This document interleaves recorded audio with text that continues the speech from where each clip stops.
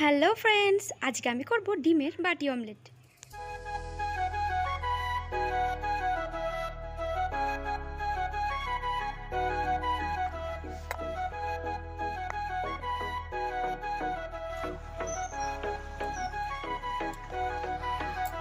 তোমার মাঝারে রাখিব ছেড়ে দেব না, তোমার মাঝারে রাখিব ছেড়ে দেব না, ওরে ছেড়ে দিলে